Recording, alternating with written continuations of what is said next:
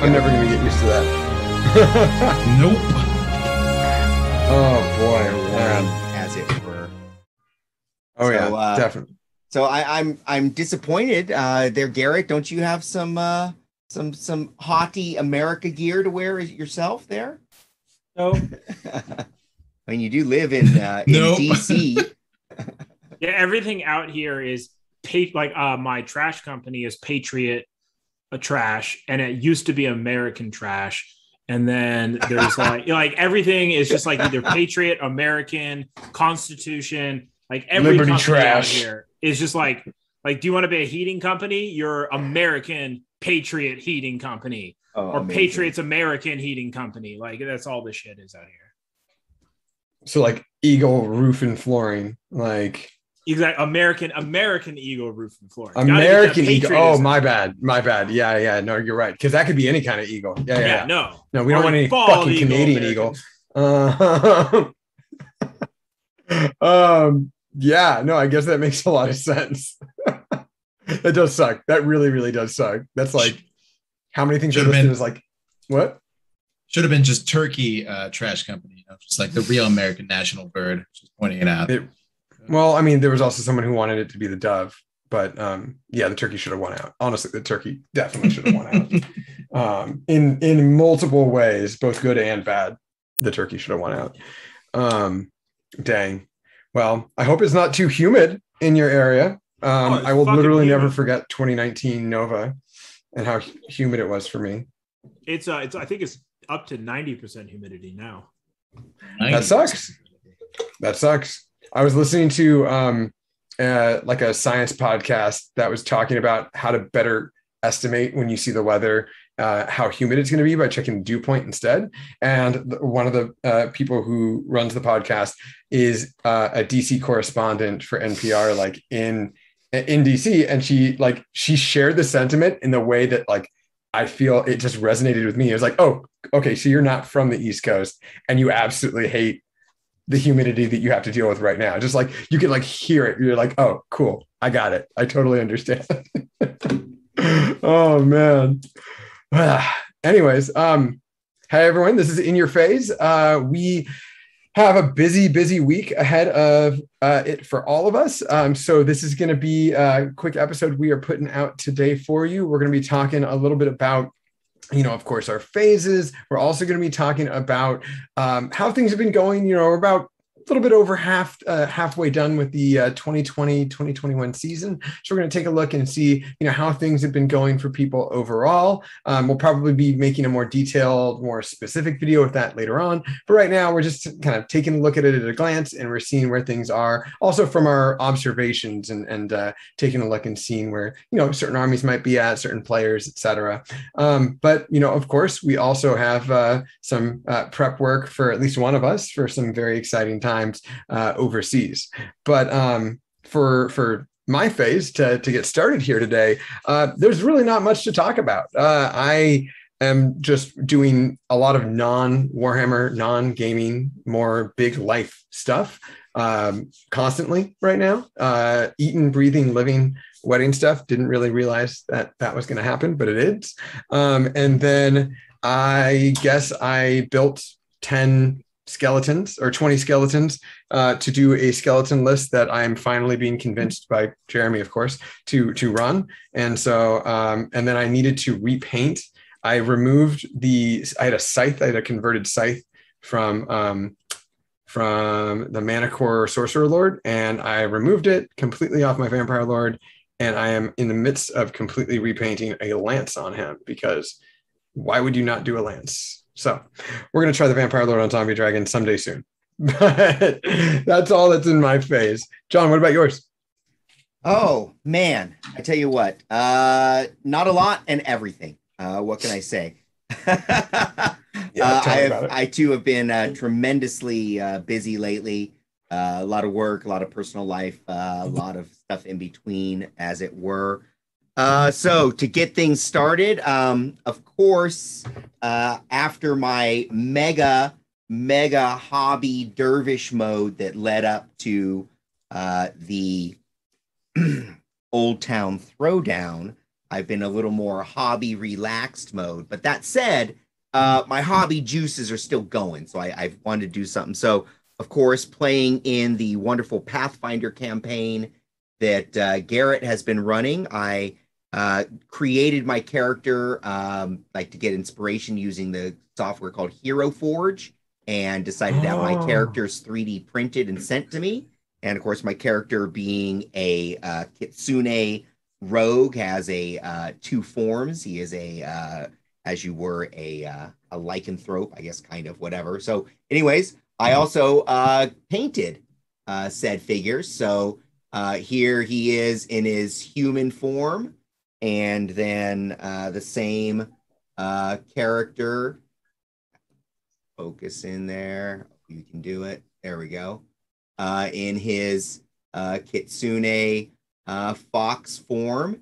And it was kind of cool because I had the images from Hero Forge to draw for my inspiration in painting too. So it was nice to have a kind of little guide as I was going through things. So I had a lot of fun doing that. Other than that, Garrett not only leading me through the my reintroduction to RPG games, he is also a very bad man because he feeds some of my darker addictions, and he tricked me into buying this game called Humankind. Oh no. Which is kind of like a Civilization clone with better graphics and funnier gameplay. So anyways, I've consumed a bunch of time into it. I'm not convinced. I feel I have to now go play some more Civ 5 and do a little head-to-head comparison to see which I actually like better. So the jury is out on that game. We'll see. Jeremy. What difficulty have you gone to? Because I think that game is so badly balanced. I tried playing Nation mode and I've yet to ever get close to winning in Nation. I was about to say the game is so badly balanced because I played on Nation and I destroyed, like, not even a contest. And then I played on Empire and I'm like, so they're 1,000 fame ahead of me and I'm still in the classical. Well, for me it wasn't the fame. I had like somebody in the modern era when everybody was still in the classical era. Like the top computer was like, we're like, what? I was if I may. And sorry, John. And my point is instantly made. so this is a very, very dangerous game. So John, I've never played that game, and I've also never played Civ. But I'm open to playing those styles of games, right? Yeah. The one that are pure turn-based. Now, I actually been following on YouTube like this alternative kind of history guy, and he's like always having sponsored videos by the company that makes Humankind. So I've seen a ton of commercials about Humankind. Oh, right. Being the only person in this quadrant here who has not yet played like Civ or Humankind, is it multiplayer or is it single player? Yeah. Well, so let me take this on, everybody. I have the best answer. It is Total War without the real-time battles. I know that. I do know that. That's it. That is literally all you need to know about this game. Oh, so it's single player. No, it's multiplayer. No, it's multiplayer. Total War is multiplayer. Only the battle mode is multiplayer. Oh no, they have the co-op mode now. Yeah. That's a very new feature. Anyways, it's I imagine we've all been playing single player. So that's it. So that's not the only thing in my phase. I'm going to finish my phase, and we'll let Garrett wax chaotic about Humankind because wait. So I too have been engaged in wedding preparations, and unlike Alex, who only has to deal with one wedding, I have two weddings that I have to prepare for. So first off, the biggest part was preparing for Alex's wedding. Got my airfare in line for that. Got my hotel, and we are good to go. But 2 weeks from now, I'm also driving up to Oregon for my cousin's wedding. Long time coming. So, and looking forward to that and seeing all my family and Lots of families that I haven't seen in many years, as it were. So it'll be good to see all of them. So it's basically for me, there's 2 weeks I got a wedding. 2 weeks after that, I got another wedding. In between, I've somehow is going to be my father-in-law's birthday, and we're going to go see this exhibit up in San Francisco that is a recreation of the Sistine Chapel. I don't know if you've heard about this. It's a traveling exhibit that's traveling through the Catholic churches. So I had to buy tickets for that some months ago, and it's finally coming up. So looking forward to that. And then amazingly, a friend of mine, you guys of course have known in years past, I've gone to some pretty amazing like Halloween and New Year's events, the Game of Thrones dinner. You may remember that I went to when that was happening. Well, our friend, the promoter, Donovan, who puts on all of these events, he's from the same town as I am, Los Gatos, and he purchased a venue there called Mountain Charlie's, which is a sort of a famous old bar and large restaurant.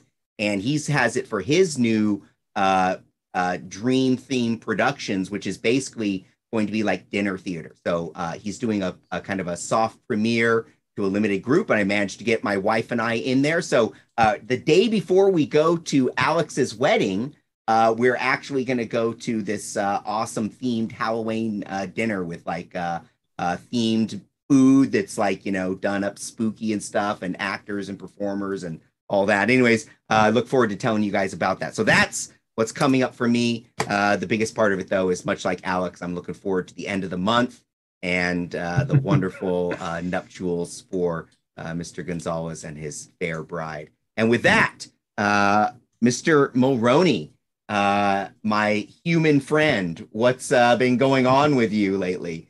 Well, it already is the end of the month at time of this recording, so you have reached the end of the month, John. Fair. Technically, on the release, it'll be next month already. Fair enough. Oh, okay. Alex, Total War has had co-op mode since at least Rome 2. It's not a new feature. It is very much into their system. You could have played co-op mode forever. Okay. Yeah. It's hard when you don't have compatible DLCs. I will say that. Maybe I just wasn't able to play it because... because of mods. You kept modding the game. No, and DLC. You weren't allowed to have it if you had two different DLCs. And remember, there's like 48,000 DLCs for Total War. Yeah, I mean, I buy them all when they come out, so I always have all of them. But same, but not everyone did. Yes. And John, I will say, you presenting those painted Hero Forge minis, it's like, fuck, so when are we playing in person? Right. I am setting up an in-person D&D game that I'm really excited for with my family, my in-laws, and basically all my in-laws, my sister-in-law, her fiance, and my Sarah's parents.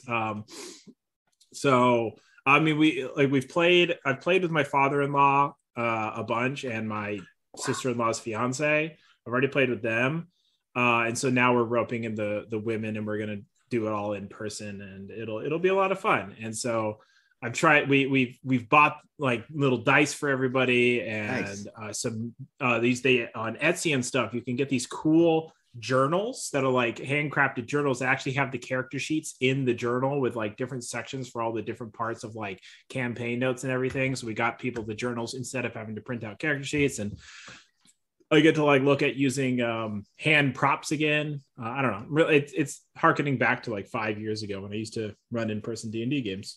Very nice. So are you gonna bust out that big hat that you got? Oh, right.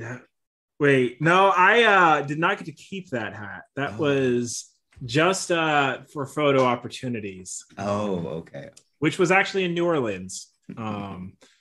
But yeah, that's a whole other story that maybe our Patreons could see images from. And then, yeah, Jeremy, I don't know what your problem is. Humankind Donation is incredibly easy. You seem to have problems, and get good, bro. Wow. Okay. Jesus Christ. Yeah, there we go.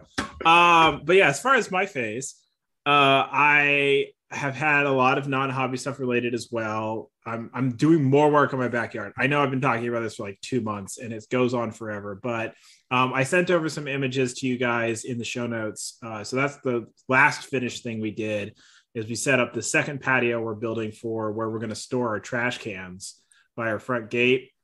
Rather than just storing it on dirt or whatever, we're going to have a nice smooth surface so Sarah can go in and out of the backyard with the trash cans if I'm ever not around to do the cans myself. And then we are also finished flattening and leveling our backyard because we're going to lay down a bunch of sod. So we're putting in a bunch of dirt, and then we have to just still put in a little bit more dirt and grade it all and then put in the sod. And then we're basically done with the backyard, except for the planter boxes and all the other projects that my wife wants to do. So really excited for that. Been doing a lot of planning around that. And yeah, as far as Pathfinder goes, really happy that I finally finished the current story process area we're in, where the group has now finished clearing out the bandits, rounded up the war criminals, and are on their way home to get their reward. We will see how that turns out, but it was really nice to finally finish off the little quest I started a long time ago that has now lasted way longer than I thought it would, as all D&D games do. And I'm gonna insert myself in Garrett's thing, much as he did in mine, and make a small comment that I was talking to our friend and teammate James over the weekend. I had to explain to him the events of the previous Tuesday, wherein I described much running around with chickens' heads, like chickens with their heads cut off, as everyone was literally running around in the dark in an uncleared bandit fort and somehow got ambushed, except for right. And then our bard happened, and he once again rolled a crit. And we went from everybody's about to die to we're having beers. And it was all good.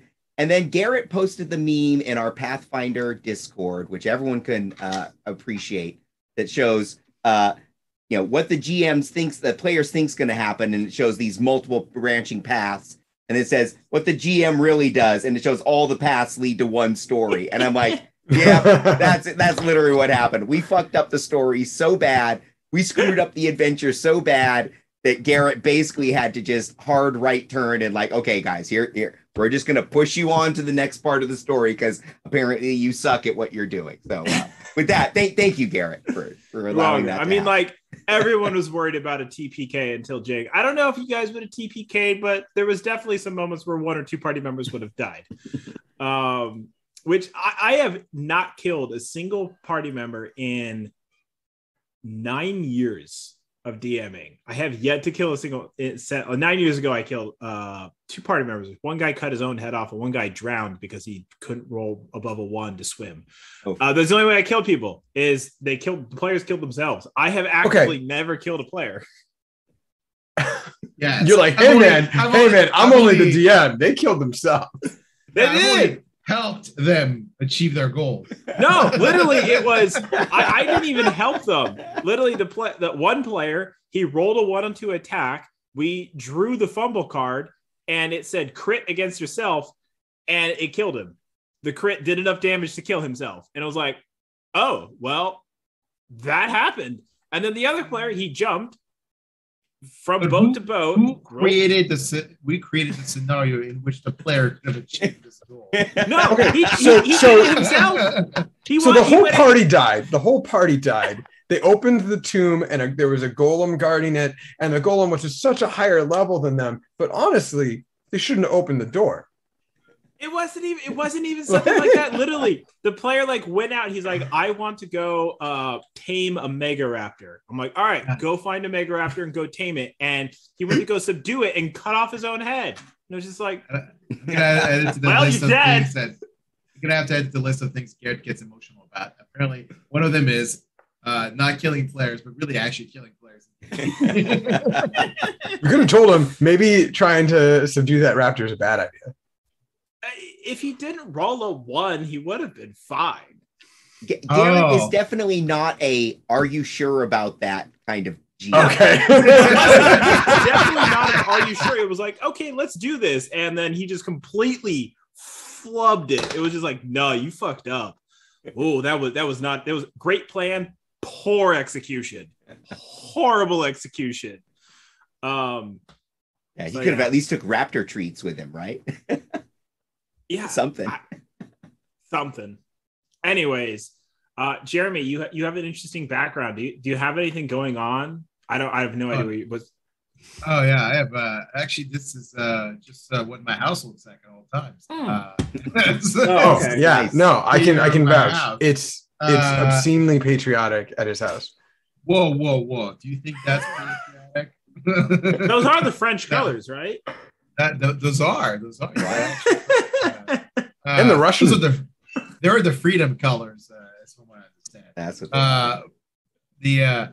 Yes, I unfortunately am leaving at 3:30 in the morning to catch a plane to go to Milan. And say unfortunately because I hate flying, but I love representing my country. That's how much of a sacrifice I'm making. And this is where everybody says, thank you for your service as a joke because... Thank you for your service, Jerry. Thank you for your service. Yes. Yeah. Thank you for your service. God damn, I still love that scene. Anyway, yes, I am. My phase is basically, I'm packed. I'm ready to go. I'm ready. Super excited to play some 2.0. That's what the event is. And after that, coming home, going to spend a week in New York City with my wife and seeing my sister. So you guys will not see me for 2 weeks. There will be no AoS shorts for the next 2 weeks. Sadly, I was unable to get enough videos prepped ahead of time for the show since I'm fairly new at editing myself. And finally, I will say that the last thing on my face is I assembled 10 Stone Guard. 10 models I said I would never assemble. Turns out I am a hypocritical idiot. So I've assembled 10 Stone Guard. I'm probably never going to see the table. But I'm going to try. And then finally, I will end on one piece only. I fucking told you so, Alex. Fucking told you so. Well, I didn't do anything. Yeah, you're bringing more skeletons. Oh yeah, I mean, like, I'm just bringing 20 more skeletons. I'm just doubling how many skeletons I have in my list. Nothing wrong with that. Yeah, and maybe a few extras in the box, right? Oh wait, no, I'm not doubling. I'm actually literally I'm just adding. Oh yeah, I am adding 20 more. Yeah. Thought process query. And then it's the meme with the like equations coming around. Yeah. I'm like, huh? Yeah. Oh yeah, I am. Aren't I? I just realized now I'm gonna have to send you. I'm gonna have to send you an invoice for the rent you owe me. He's gonna have to send me something. What? I'm gonna send you an invoice for the rent you owe me because I live in your head. Yes. And then now for consulting advice. Anyway, I have no idea what's going on with my microphone. I actually moved it in a place where it would be easier for it to hear me because it's literally right in my face, as you can see. Instead of the side of my face. But for some reason, we can hear it a lot better right there. Oh, yeah, really? We can hear it a lot better right here. So it's a very interesting. I guess since Logitech bought Yeti, I think they kind of fucked with the with the software. Well, is it in the mode where you have to be within the bubble in front for it to pick up the sound? Are you just a little? I myself have a Yeti. Maybe. Oh yes, what mode are you on? Yeah. That's probably important. I love me my Yeti. I mean, it's been great until like now. This is the first episode where like volume is an issue. I'm like, okay, I guess I'll just really hug this thing, just put it straight in my mouth. Okay, wait, is that an option? Because there, for our patrons, I can put the bit in pause. We can just have a little something special there. Yeah, that's right. hey, it's not pornographic, so I'm pretty sure only fans will take it. Oh wait, no, they reversed that. Anyway, it's fine. Yeah, and it's not, and Dane isn't going to be interested unless it's pornographic. So it's like a give and take there. That's true. I could censor the microphone if you want to. Oh boy. Okay. So what are we up to today? Well, I guess we're up to weird mic issues, but I am glad to hear that you're getting prepped for AoS Worlds. Very, very exciting stuff. It is also very exciting that you, got your shit together and you're going to be flying on that plane to Milan. So that's awesome. And you finished the Stone Guard. So wait, now, let me understand. This is like this is like last year's Worlds happening now, though, right? It's like all the same, basically all the same players carrying over. For the most part, yeah. For the most part, because some teams aren't making it.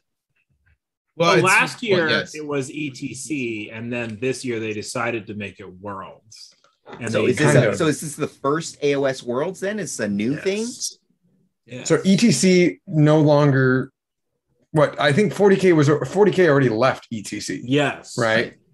And then they were like, we're going to create our own ETC with blackjack and hookers. Mm-hmm. And I think AoS went the same way in 2020, but was unable to do so. No, it's just ETC shuttered after the it just fully shuttered. Yeah, after the cancellation of 2020 event, they basically like just shut it.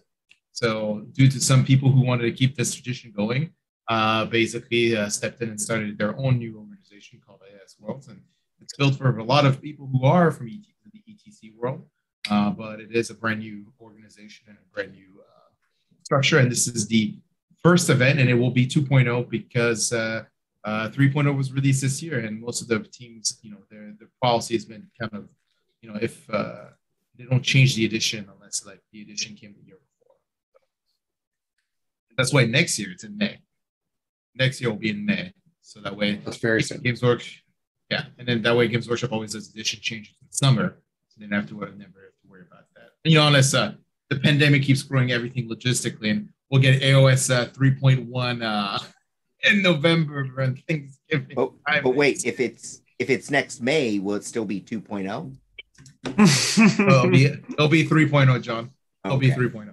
Okay, just making sure because it'll be within the same year. We won't have crossed the year, so the edition won't have been out a year yet at that point. Oh no, not the year physical year. Like as in like the year as in it came out in 2021. And next year is 2022, and it's okay. So in the same calendar year, not in the same actual year. Got it. Okay, that's cool. Yeah, that makes a lot of sense. And so this is the traditional kind of big team format that we've seen in a lot of different places over the years, where basically you have 5-6 players, each faction represented one time. Team captains get together and put opposing lists off of each other. That's right. So what is your role? Are you like the power bottom of the team? Are you the attacker? What's going on here? I am still playing Fire Slayers, so I am trying to tweak my mic at the same time here. I am going to be playing Fire Slayers. All the lists are public and available online, and I will be basically playing a version of my 2.0 LVO list, and hopefully you guys can hear me better now. And it's going to just be, I'm going to be the power bottom, the defender, the traditional defender, basically a player. The thing is, the team as a whole has, I think, kind of played strategically speaking. We design our armies around the pairing system and the missions, versus I think what it looks like for some of the teams we're playing against. They just straight up took meta armies. Pairings were maybe not really a relevant question in their mind. So we'll see how it works, right? Because I think that, this is a very different format, and we're trying to play to the format of the event. And some teams are more playing to the format of just a regular, like 1v1 event. So what are some of the changes to the format of the event then? Well, the fact that you have, that's a team format that plays with 1v1s, and then you have pairings. So, the way it traditionally works is the attacker team will put down, or sorry, the defender, a team will put down a list, and then the other team will basically have 2 lists, and then the presented, and that team then chooses one of the 2 lists he's going to play. I'm sorry. Let me see if I can pull it up on the pack so we can read this out loud. Unfortunately, that was a lot of that isn't going to be audible in the recording here. Why? It's according to Zoom, I'm perfectly fine. I can see my audio page. We can't hear you. Yeah, we can. Actually, when you lean forward a little bit, you're clear. Yeah, it's weird because I'm looking at the Zoom audio tracker, and every time I'm speaking, it's basically filling up perfectly fine.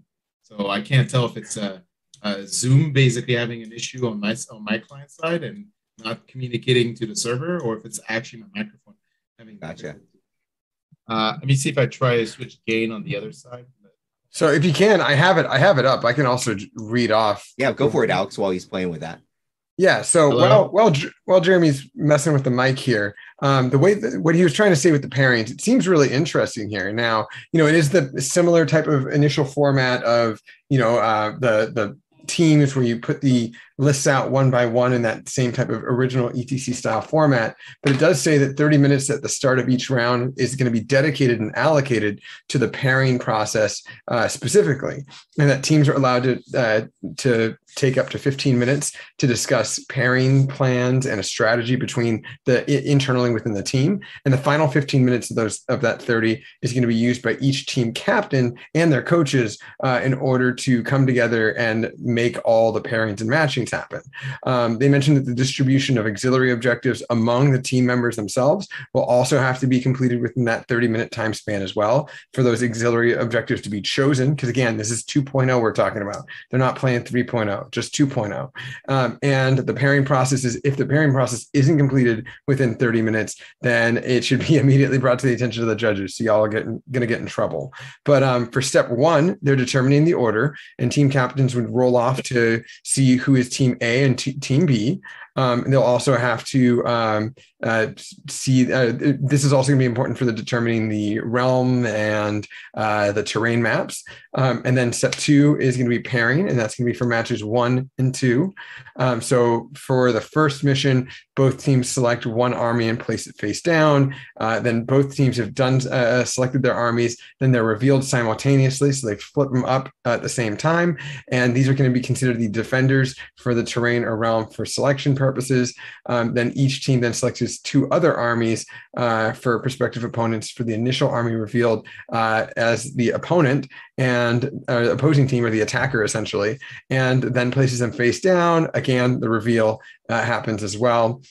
Each time team selects 1 or 2 armies presented by their opponent to play against the army that they played initially. I'm just reading this from bullet point to bullet point. The remaining unselected armies from each team is then returned to the team's hand. Initial 2 armies are revealed. Each team, the defender, will then be able to choose the realm and the terrain density of the map that they'll be playing on, and the loser will roll off and choose their table. And then there's also going to be pairings for matches 3 and 4. So wait. Let me understand something here. So when they're putting 2 lists forward, it's not 2 lists from one player. It's 2 different players with their 2 different lists. Oh, yep. Okay. Got it.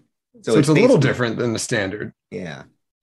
Yeah. And then each round has very different, like it's not we're all playing the same mission. There's 3 distinctive missions happening per round. Right? That's what I'm understanding. Per round, there's 3 different missions on the table. Yep. So then that becomes part of the strategy too, is like, which armies do you want to play which missions, right? And so that becomes part of the strength weakness profile there too. That's very interesting. Now, do you know all of the missions ahead of time? I see them actually listed up ahead. Yes, they are.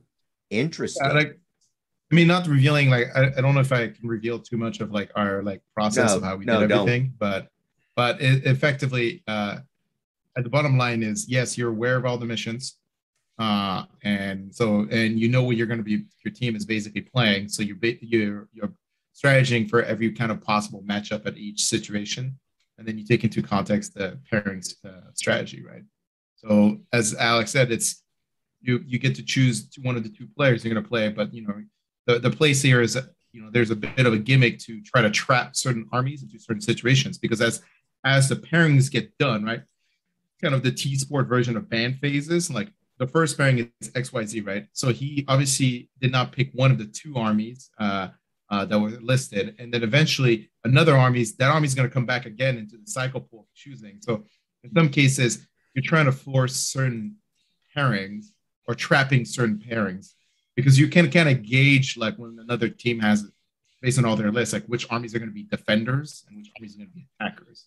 Pretty clear, like usually pretty clear which ones are. So there's a bit of like that dynamism in like the pairing situation. It's a very cool like war gaming, like, and I don't mean like in the sense of rolling dice and playing the game. I mean like in the sense of theory crafting and trying to come up with like a bit of a game theory approach to how should this game, how should we do these matchups effectively? Right. Yeah, it almost seems that you you need like a master strategist captain who is super focused on that aspect. Yeah, not me. Who is your team captain? Who is on the Team America this year? So who else heading overseas? Bill Souza is the captain. I'm the co-captain. And then there's Greg Jode, whatever you don't punch me later. It's fine. Sean Clark, Jake Lequier, and then there is also Noah, I can never pronounce his name. His actual real name, like not his Americanized Juwan name. Singh. And there's Juwan Singh, and then there's Anthony Lawrence.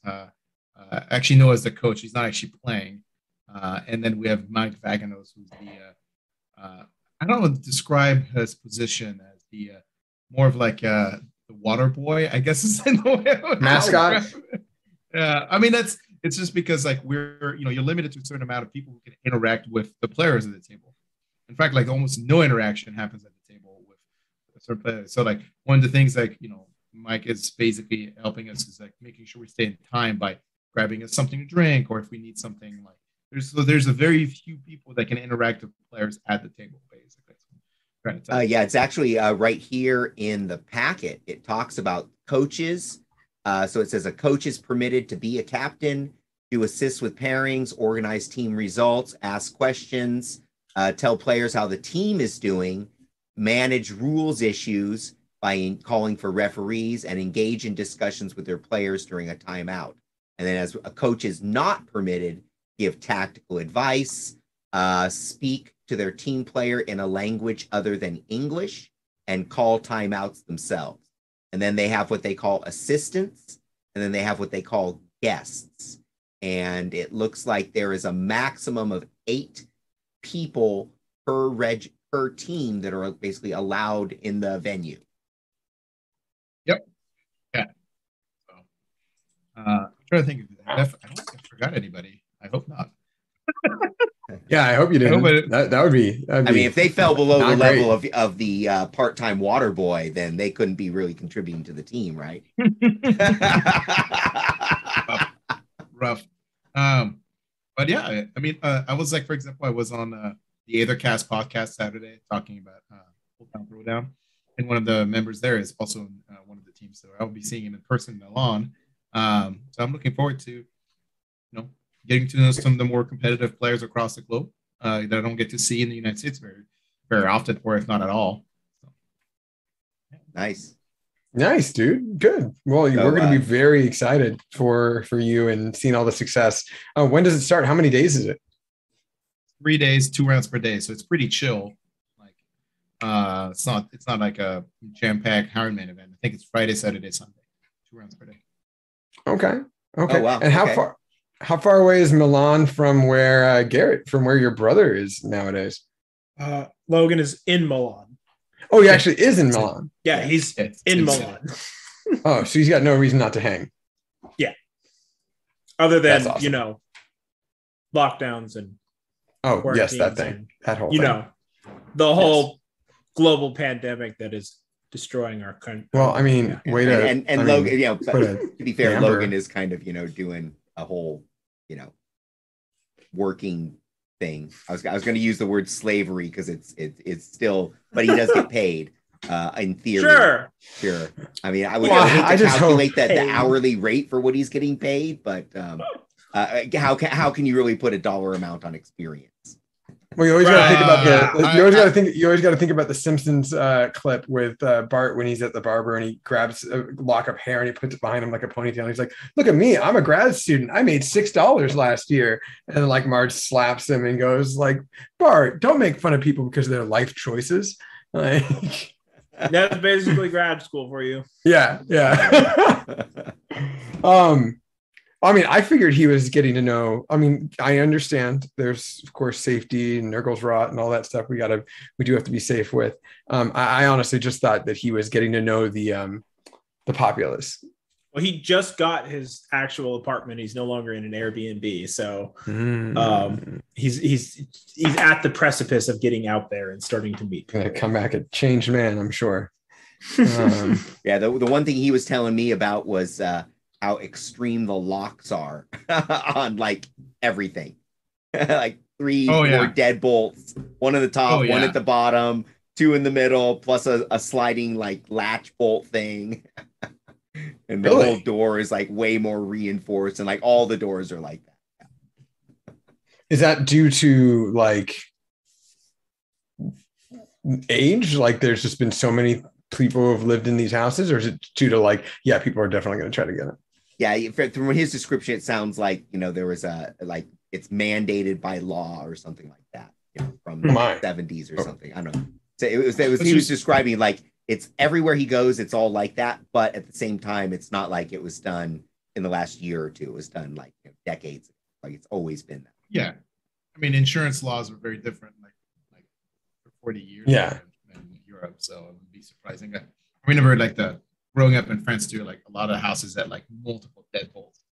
I think it just came down to like basically insurance laws. Insurance policy stuff is what he said. Okay. Insurance laws. Actually. Wait, insurance not just law. Policy. Laws. Wait, is the mic still cutting out? Yeah, it's definitely still happening. At this point, Logitech has basically bought Yeti and fucked it for me because it didn't use, like I've been doing recordings for AoS Shorts. This is not an issue before. So whatever Logitech's app update they did like recently this week is totally fucked my mic. Awesome. Thank you, Logitech. So then it's just a matter of time till mine gets fucked then. So yeah, I will say I avoid Logitech. I try to do things off native drivers and stuff. Don't get a choice anymore. Yeah, I hear you. Okay. Well, that sucks. I say that I better look in my tray as I do run a Logitech camera. See. Yeah. No. Wow. Okay. Yeah. Cool. Well, hopefully this mic doesn't fuck up on me either, because that would be a nightmare. What was that, Alex? Can you lean in further? Yes, I can. Ooh, that's hello. Sexy. Yeah. No, I mean, I'll do it. I'll make myself sound like Terry Gross or something. Be like, hello, welcome, you guys.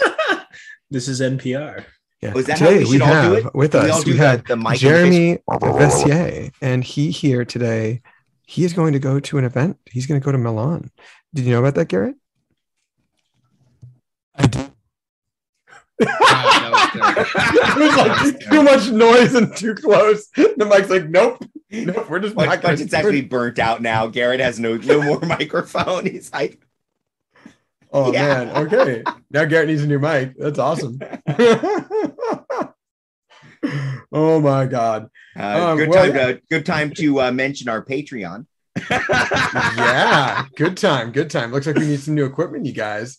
Smash that subscribe button. But Jeremy, you also mentioned, of course, your shorts that you've been making. Yeah, and so they are not AoS shorts because that's a website, but they are shorts about AoS on Factions and 3.0 that are not affiliated with the website AoS Shorts.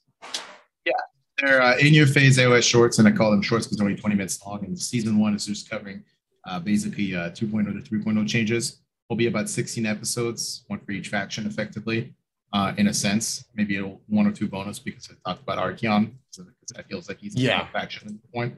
And then, but yeah, it's just covering. You can find them on our YouTube page because I do not live stream them. They're only on our YouTube at the moment. And it's just me basically giving about 20 minute like kind of rule interaction demonstration about changes from 2.0 to 3.0. And what's that for? Because I feel like we don't have enough videos that explain what to watch out for like basically newer players. Nice. There's a lot of things in the AoS community where it's just assumed that the player who watches AoS content is at a certain like basically knowledge level. At least the ones I watch. I know there's some that cater to more like newer players, but they're catering towards like learning how to play. And I'm like, well, I think most people want to learn how to master the game, which is a very different a lot of people.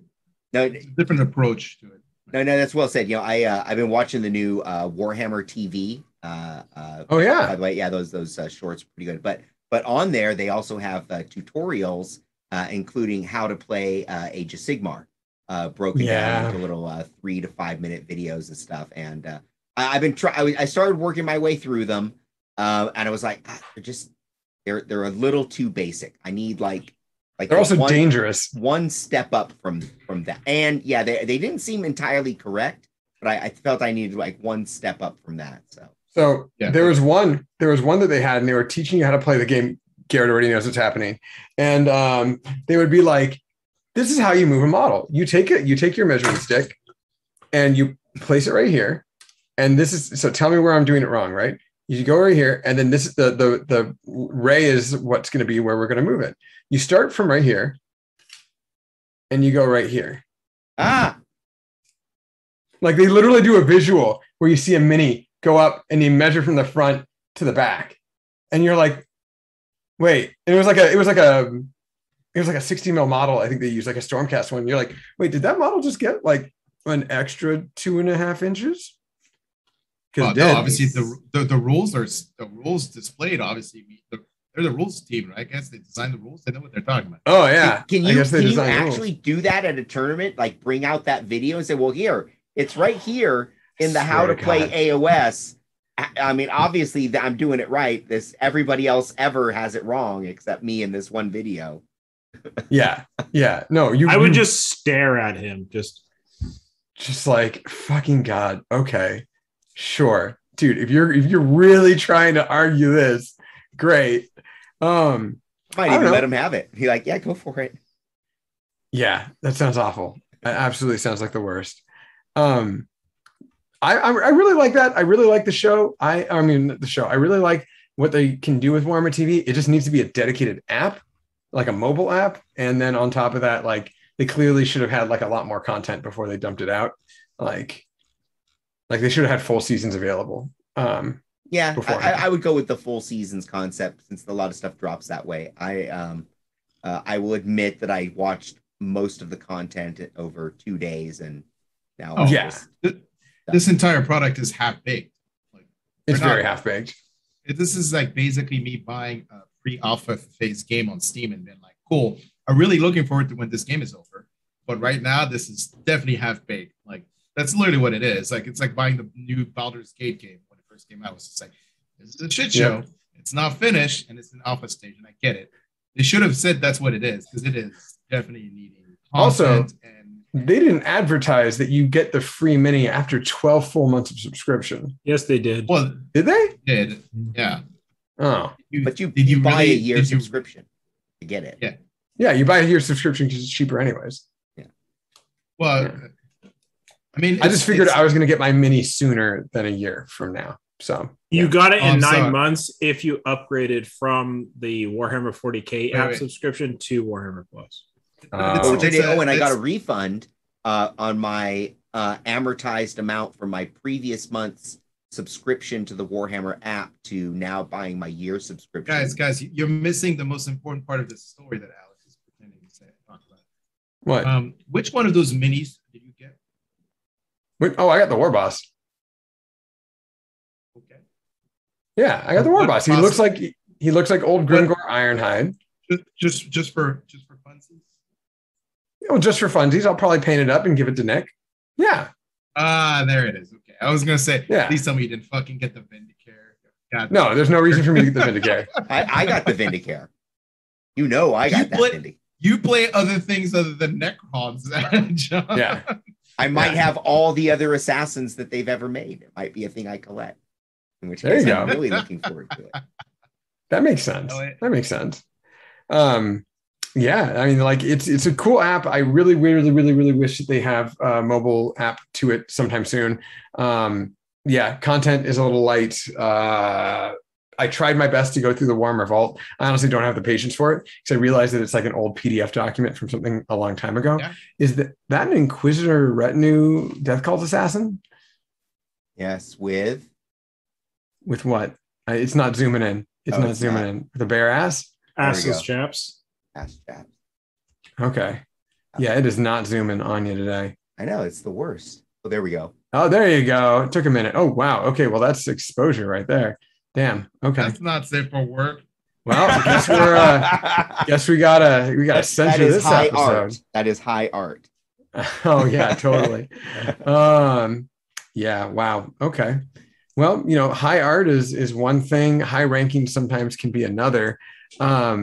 We of course are in the middle of the season for ITC basically, and with that, we don't have exact stats right now, but we've been looking through a few things. We have also been going to a few events here and there, and looking at where certain factions are at can sometimes be a little easier said than done. So, we'll definitely go through this with a little bit more depth as the season goes on, because we, have certain accesses to that. I'm going to be just looking right down below me. And, when we look at the season as a whole, I wanted, before looking at some of the kind of hard estimations here, how do you guys feel certain armies have been in this kind of like mid-year pulse check? Like, do you feel like there are certain armies that are doing really bad right now, really good right now?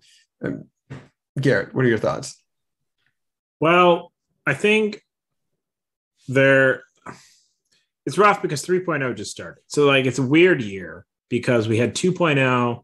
I mean, not only was it a weird year because we had 2.0 for the first half, but also for the first half, we had very few events to get really much data. We had there was a couple in PA, maybe a couple down in over in Portland and stuff, but it's like not a lot of activity until basically when 3.0 dropped is right about when the surge of events started happening anyways.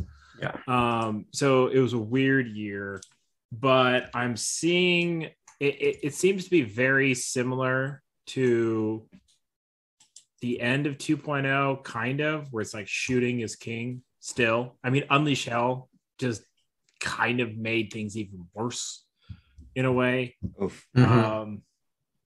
And then I will say, though, from looking at random event placings, oddly enough, Giants are just doing really, really well. I mean, I would say oddly enough, but actually Giants do really, really well from what I have seen. Yeah. They've been doing really good. They are low to the ground. They're fast armies to learn, fast armies to play. They have a lot of good mechanics right now. Is there an army that you feel is doing like pretty bad right now? Beasts of Chaos out of the gate. Beasts of Chaos. They have never done well. They probably will never do well, and they're just sad. They are very sad. Yeah, the sad part is, even though they don't do well, when you kind of look at the average of the top Beasts of Chaos players, they're not only a few points behind the top Skaven players and the top Maggotkin players. So. Oh, and Blades of Corn are actually doing worse. Yeah. That's wow. Really? It's okay. So 2 things I want to address. Shooting is not that like. He says shooting is not that what? Can you still not hear me? Fucking goddamn. You are going to perpetually have this issue. So the problem with shooting in 3.0 isn't that shooting is too powerful. It's that shooting has no more punishment, right? Because the entire game used to be around just primary objectives from 2.0, and now they introduced battle tactics. And there's introduction of ways for shooting armies to score points without actually getting on objectives. And that's so, like, in a sense, shooting armies became more powerful because they have a catch-up mechanics to not doing well on the primary. Not only that, I would argue that the way objectives are scored in most missions, you need to score fewer objectives to earn a reasonable number of points on top of battle tactics being a thing. I don't feel so bad about Unleash Hell, though, because redeploy does come with the cost of like preventing you from unleashing hell. So I'm like, I get why unleashing hell is powerful, but there's so many ways of just saying, like, okay, well, I'm going to throw this throwaway unit into him, or I'm going to, like, the things they're going to charge this unit are so goddamn durable that like Unleash Hell does nothing or like is relevant. Like the one things Unleash Hell is bad at is because it lets people with triggered abilities and shooting trigger. Like that's why Unleash Hell is like very problematic most of the time. It's because triggered abilities can trigger out the shooting attacks in Unleash Hells. And I'm talking about Sentinels. Like charging a block at Sentinels feels really bad, especially if it has a 5-up like mortal wound trigger. Yeah. But for the most part, like shooting, like in most games as a guy with the KO army, like I rather just redeploy because my shooting's never that amazing for Unleash Hell. Like it's rarely like the things charging an Ironclad are not like things are gonna die to Unleash Hell from an Ironclad. You know, like they're actually physically decent things. So it's just like I'd rather just get away if I can. The moral of the story is for me is that shooting armies are not the dominating factor in 3.0 right now. I think giants are the dominating factor in 3.0 because the gatekeeping aspect of them has not quite. We just haven't quite caught up to that, right? The things we're designing the game to be good at is killing like mono or bi unit basically. What's the word I'm looking for? Vectors. Like, hey, we got to kill Archeon. Hey, we got to deal with Marathi. Hey, we got to deal with like Gotrek. Like those are kind of elements that people are thinking about and doing their list building. And then giants comes along and it's like, okay, I also have to deal with giants. And like the things that are good at killing, like maybe all the things I just listed are not necessarily that good at killing giants. And then giants also have an insane amount of pressure and they're good at board control in the sense that they can control the primary objectives.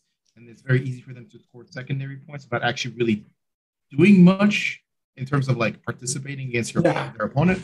So at the end of the day, like the one thing I'd say I regret about 3.0 is that they designed the game with less dice roll, but also less interactive. Like you can definitely design lists that wins games with actually very little interaction with your opponent's army. And Giants is one of them. Like Giants can honestly, like I think like if somebody let me borrow Giants, I want to do a game of Giants where I want to try to win the event by not charging once. Like it's like a good like challenge, but I think like literally that army can basically do that. But you're saying you're just going to walk around and let the opponent do stuff to you, and you think you can survive and win. Yeah, well, you're going to have to kind of. If you can prevent your opponent for the first 3 turns of scoring battle like the easy battle. Let's talk about the easy battle tactics, right? Easy battle tactic is run 3 units. Cool, except I'm all monsters, so extra points. I'm already ahead by 1. Secondary easy target for people playing against giant, having 2 units in the giant's territory. Cool, I'm also all monsters, so if I do that, I get 1 more bonus points. So at the end of the day, like the only times this gap gets caught is if you kill giants in my army to get the extra bonus points for killing giant.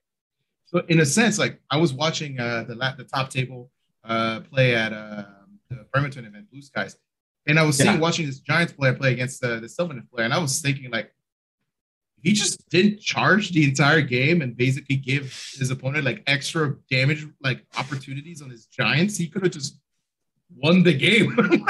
Like he didn't even have to commit to like doing anything. I mean, he also like he lost because he walked away from one objective.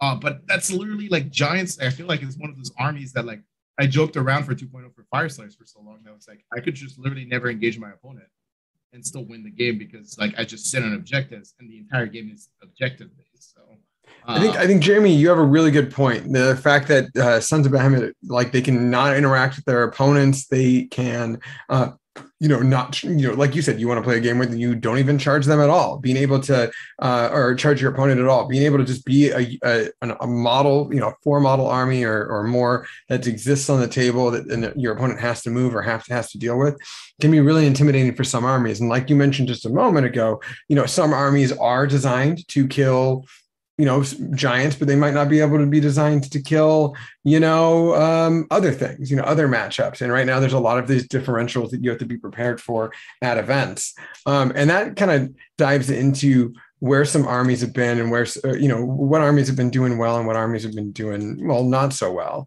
And like we said, we're going to be able to get more details about that later, but there are some good examples of this. And there's also some examples of potential meta busters as well. But the problem is also where the sentiment that John had a little earlier with the fact that, events have started to spark back up as, certain restrictions were a little loosened, and depending on if things loosen up a little bit more in different areas, if they get better, or if the exact opposite happens, we might see different changes here. Because you look at, say, the ITC rankings for factions, and there are actually a good chunk of factions that do not have full events. And there's actually a good chunk of players who are considered, in the top rung. Like, I don't even think it's worth even having a discussion of like top ranked players right now, because even in the top 10, not everyone has 5 scores. and it's just like it's like normally you would see these types of scores like in May, not in August, right? And that's just because of where things have been. But looking at, say, the overall faction, like, ITC points and wins, you can see real well what armies, have been suffering a little bit more than others. So, for example, a lot of some of the more average ones, Slaves to Darkness, Stormcast, War Clans, Mod Tribes, they're all actually in relatively close areas to each other. Looking at a lot of them that are partial, and a lot of them that don't exist anymore, like Legions and Nagash, because of the switch between 2.0 and 3.0 in the middle of the season. There's something to be said about that. But it's interesting because, looking just at, say, score alone, some above average scores for four event streaks would be like Paul White with his Idna Deepkin. He's in the 617s, which is a little uncommon for some of them, that caliber armies ITC score, and that's it's important to look at, Disciples of Tzeentch is at 4 events with 683, for example, or 703 for Daughters of Cain. But then you look at Blades of Corn, and the top ranked player for that has 4 events and has a score of 250, or Beast of Chaos with 4 event score at 282. So there's a clear, distinct difference between what has been doing good and what has been doing bad, even without looking at the exact numbers and stats.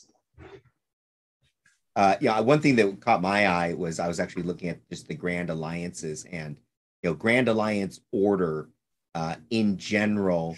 Like the top players on average have higher scores than the top players in the other factions. Chaos being a small exception, but Chaos has like a couple players that have a pretty high score, and then it also kind of quickly falls off to the same levels as Death and Destruction. But then, like I said, Order, a significant number of players are averaging a lot higher scores. So right now, Order is king. Right? That's pretty clear to say.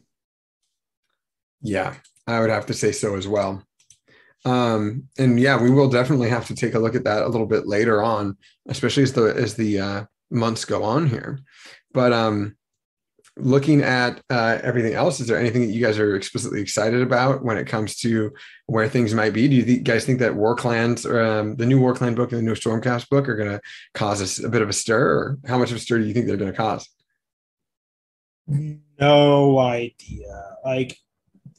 Honestly, it's weird because they could go in a lot of directions. Like, one of the things that's interesting was there was the leaked points that Judicators were going to be over 200, like 220 or something like that.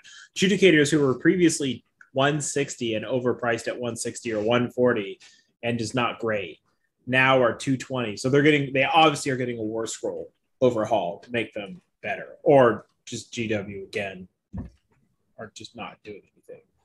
Well, we know that all of them are getting rend. Well, Judicators always had rend. Oh, I'm talking about like the smaller bit guys, like Liberators are getting rend, for example. No, it's just everything in the Stormcast book went up 1 rend. Yeah, minimum 1 rend is going to be on everything. Yeah, no, which is not everything that was rend 1 is not rend 2 for the most part.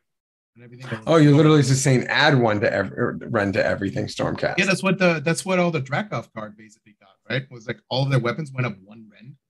Oh, so Fulminators are rend 2 now? Oh, yeah. Okay. Oh, really? Okay. So they were rend 1 and then, oh, wow. Yeah. Okay. I did see that. I would say, we may see these like massive changes to Stormcast where everything's getting increased rend, but their points may just skyrocket where it's unusable. Like, Stormcast has always been that weird one where they seem to have never been able to point them correctly because they're so worried about overpowered units. So instead, they just have very expensive, halfway decent units. But with the amount of mortal wounds that they previously were able to generate with the new models, with the Deep Strike being able to do mortal wounds, they have a lot of potential to do a lot of things. I'm curious to see how the overall book kind of ties it all together.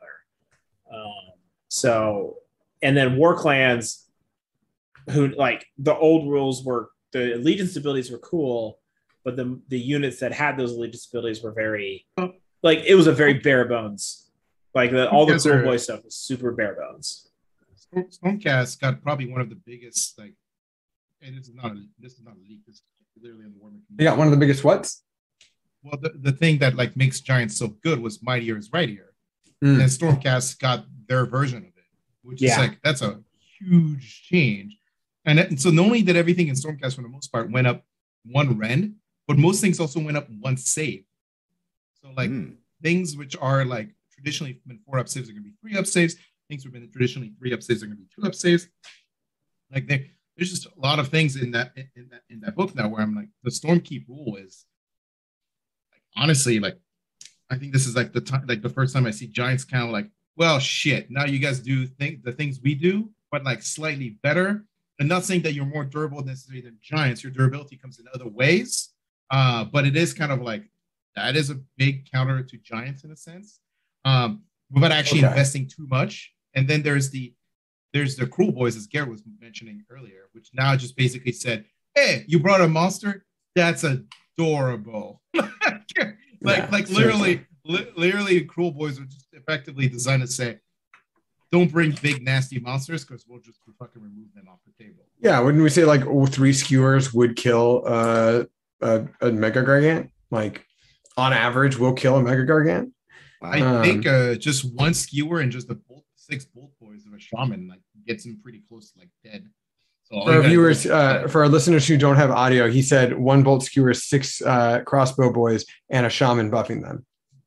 Yeah, it gets him pretty close to like halfway dead. So then if you got a Maw Crusher, just easily just walks through the last of it to like basically lie. Like there's so many things in Cruel Boys right now, or War Clans, which I feel like they do a very good job at playing like all of they can design very good all-comers lists. Because between the combination of Bone Splitters, Iron Jaws, and Cruel Boys availability, like they have like all of the tools that were lacking. And if Stormcasts are going up in Rand, I'm pretty sure everything in Iron Jaws is going up 1 Rand as well. So everything Iron Jaws is going up to another Rend is going to be like, but that's the thing is like the complaint everybody was in the game was that like there's too much save stacking. It's bad. And we're like, cool, we're going to address it by adding more Rend. So great. Well, so now I am convinced that it's just going to be Custodes. Stormcast will truly just become Custodes, not Space Marines. Because, like, if they all are if everyone's getting an additional round, which, I definitely saw the War Scrolls, but I guess I never compared them to the old one. I definitely saw the Fulminators be, their mounts be 2 rend, 2 damage, rather than, I assume, 1 rend, 2 damage, which is what they previously were. Then if a lot of them are going up a save and up rend, and they counters 3 models each or something, they're 1000% becoming Custodes, and the Deep Strike and all that stuff. There's gonna be like 20 model armies and shit. I would not be surprised. That's okay. I'm down for a 20 model army. I'm sure you are. The game right now is like, this is like, I express like, I love where the game is at right now, but I also know the game is going to get better as like the power creep kicks in, because right now we have incredibly this weird, like frustrating things about like the things we don't like about the game. Well, right, probably going to get shit canned in the teeth by what's on the horizon, because things like Sentinel spam tech list, what they really don't like, Annihilators coming up from reserve, charging them in the face turn like 1, like just like there's a lot of like triggers that like just like are incredibly powerful in the counter shooting list. I'll tell you right now, like if I play my KO against a single Annihilator spam list, I'm not sure how my Ironclad survives. Like there's literally nothing in the game I can do to make my Ironclad survive Annihilators. You have nothing stopping the Annihilators. You don't have enough bubble wrap and stuff. Well, neither does the Sentinel list, right? Because the Sentinel list is basically trying to design around like I'm going first and I'm bringing nothing but Sentinels. Cool. Like you get Sentinel list with tech lists, but what about like Tony's list? Anthony's list. Yeah, Anthony's list. Well, but that's like an all-comers Luminative list. So I'm fine with like, I'm fine with him doing much better than the alpha. Like the thing is, we're trying to remove the super punishing kind of like extreme army designs, and the only way they can do that right now is basically by introducing new books, because the missions are what they are. The scoring is what it is. And right now, like that's just people have kind of figured out how to just win the missions based on like what's available in the game, and they tend to be very extremalist, in my opinion. And we're about to. That's all going to be up in the air, and like as soon as the new 2 battle tomes come out. So. Well, my only fear is that we pull an early 1900s Australian environmentalism, like, oh, there's this bug that's eating our cane sugar. Well, we better get some toads from Europe or from another part of the world to get there. Oh no, the toads are destroying the ecosystem. Well, let's get some rats in there to eat the toads. Oh my God, what's happening now? I just don't want them to be like, well, we need Stormcast to beat Sentinels. And it's like, oh fuck, what do we have to beat Stormcast? Shit, Well, it doesn't matter because that's how Games Workshop's operated rules design-wise for the last 30 years. Like, so you're asking them to do something they've never done before. I'm expecting to live within the confines of the expectation. It's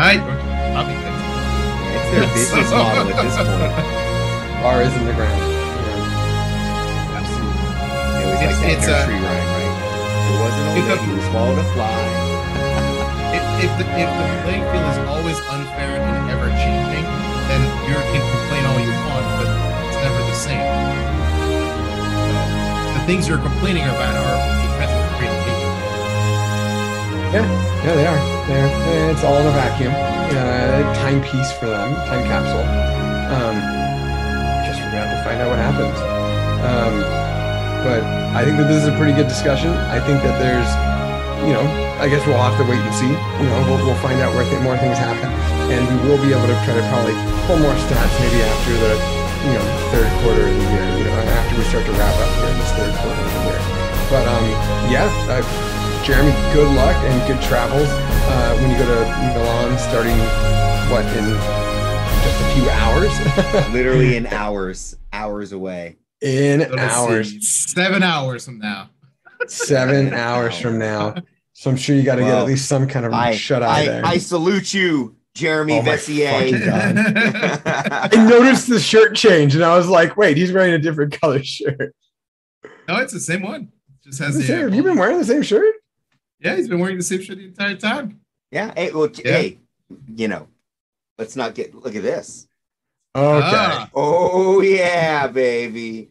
If only Ben Schmoller was on the show, he would basically break out the article code of the U.S. military guidelines or whatever, where you can't wear the flag as like an attire. It's an artistic. He might do that. He might. I could see him doing that. Oh, you can? Sure. Okay. Yeah. Maybe if you get him drunk and riled up enough, maybe. Oh boy.